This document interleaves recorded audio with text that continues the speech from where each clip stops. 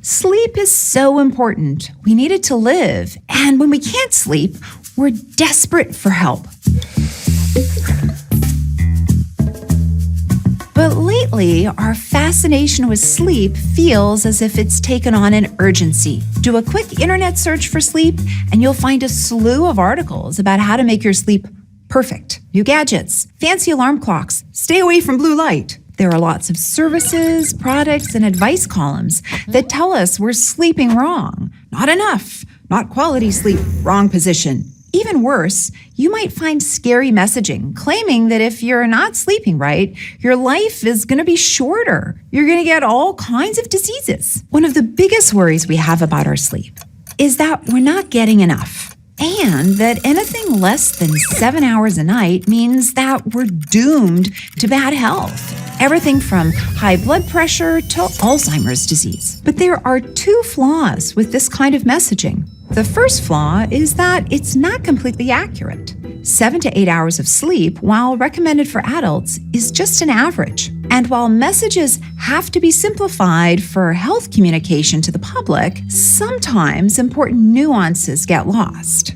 So yes, it's true that not getting enough sleep in the long term is associated with health problems like cardiovascular disease, diabetes, and depression. But fixating solely on 7 to 8 hours ignores the fact that there's a range of sleep that people need. The duration of a good night's sleep can be different for different people. Some adults need 8, but some are just fine on 6. The second flaw with this kind of doomsday messaging is that it can be counterproductive, especially for people who do have trouble sleeping. For instance, in 2019, it was estimated that 21% of adults in the US were wearing sleep tracking devices, and that number's probably growing. And I get it. It's fascinating to see how much sleep you've gotten each night and to know what part of your night was spent in deep sleep or dreaming. But having all of that sleep data is causing some people to become obsessed with it. So much so that it's leading to a condition some call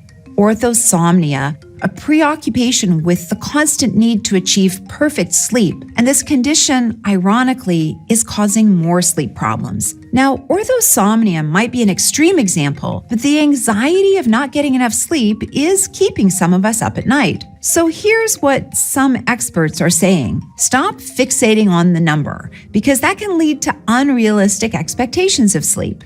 According to Dr. Colleen Carney, a psychologist and the head of the Ryerson University Sleep Lab, the basic questions you should ask yourself are, do I feel reasonably well rested during the day? Do I generally sleep through the night without disturbances? Or if I wake, do I fall back asleep easily? Can I stay awake through the day without involuntarily falling asleep? If your answers are yes to all three, you probably don't need to worry about your sleep. And if you're struggling with your sleep, instead of buying expensive blue light filters or fancy sleep trackers, try talking with your doctor to make sure there aren't any medical conditions that need to be explored first.